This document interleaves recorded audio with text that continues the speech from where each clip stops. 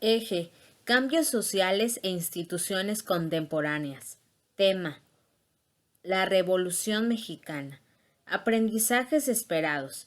Reconoce documentos escritos, fotografías, mapas, filmaciones y otros testimonios de la revolución.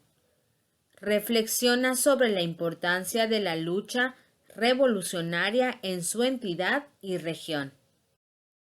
A continuación te presentamos las zonas que fueron dominadas y fueron tomadas por distintas personalidades en la época de la Revolución y cómo se veían las zonas divididas en nuestro país. Documentos de la Revolución Mexicana. Número 1. Plan de San Luis, 5 de octubre de 1910. Dicho plan fue promulgado por Francisco I. Madero. En él se hacía una convocatoria para que la gente se levantara en armas en contra del porfiriato con el fin de establecer elecciones democráticas y libres. Número 2. Plan de Ayala, 28 de noviembre de 1911. En este, Emiliano Zapata desconoce a Francisco I. Madero como presidente y promulga un nuevo levantamiento armado. Número 3. Plan de Guadalupe, 26 de marzo de 1913. El Plan de Guadalupe fue proclamado por Venustiano Carranza después de que Madero fuera derrocado por Huerta. Carranza se declaró en contra del régimen huertista y anunció la creación del Ejército Constitucionalista. Número 4. Tratados de Teoloyucan, 13 de agosto de 1914.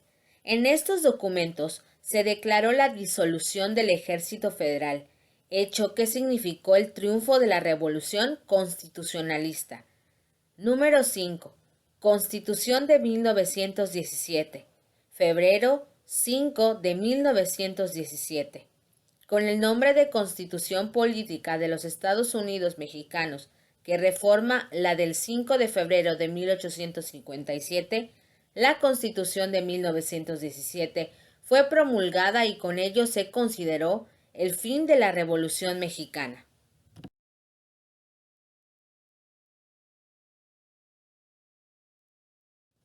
Mientras tanto, ¿qué ocurría en Yucatán durante la Revolución Mexicana? Yucatán vivía desde el ámbito de lo social lo mismo que en otras partes del país. Cerrazón política, dificultades económicas de las clases bajas, campesinos y obreros. Copado todo por la élite económica, integrada por unas 10 familias vinculadas por parentesco.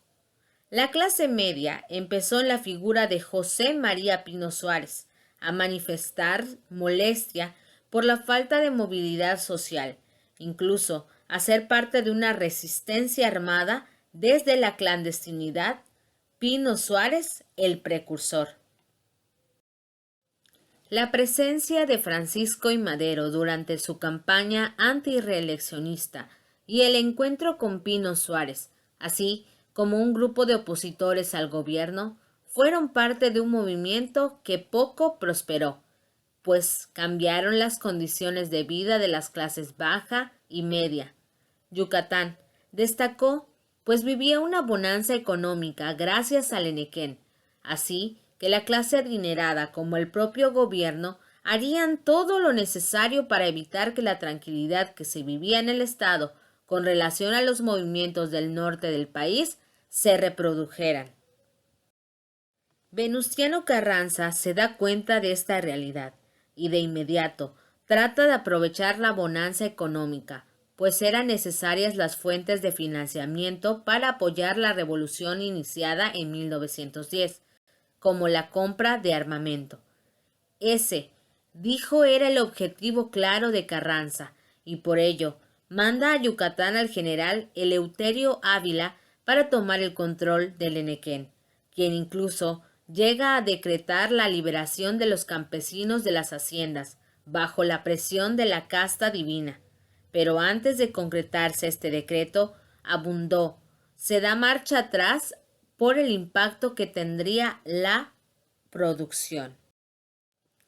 Ante el fracaso, Carranza manda llamar a Ávila y en su lugar envía a Toribio de los Santos, quien en su falta de oficio y tacto político provoca una sublevación de algunos militares destacados en territorio yucateco, alentados de nuevo por los hacendados.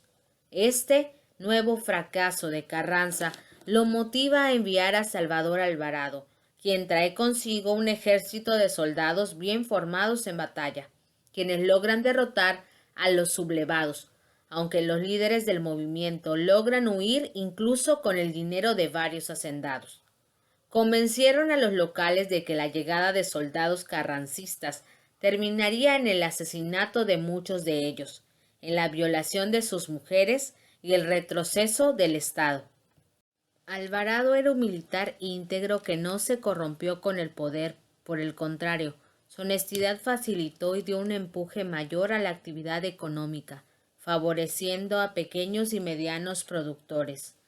Las primeras acciones de Salvador Alvarado fue crear una instancia que controlara la producción y exportación del henequén, que además de estar controlada por solo unas 10 familias, mantenía un contrato casi de exclusividad con una firma estadounidense.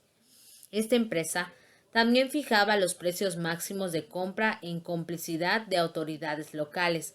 La eliminación de este acuerdo bajo el agua permitió que tan solo los recursos que se pagaban bajo el agua y las cantidades que además cobraba la empresa por comisiones beneficiara a cientos de campesinos. La Revolución Mexicana en Yucatán estuvo siempre regida por una cuestión económica, por una clase social media ilustrada y resentida con la falta de oportunidades para su desarrollo y por un militar hábil que además de traer mejora económica, permitió a las clases sociales tener acceso a derechos que para ellos eran impensables.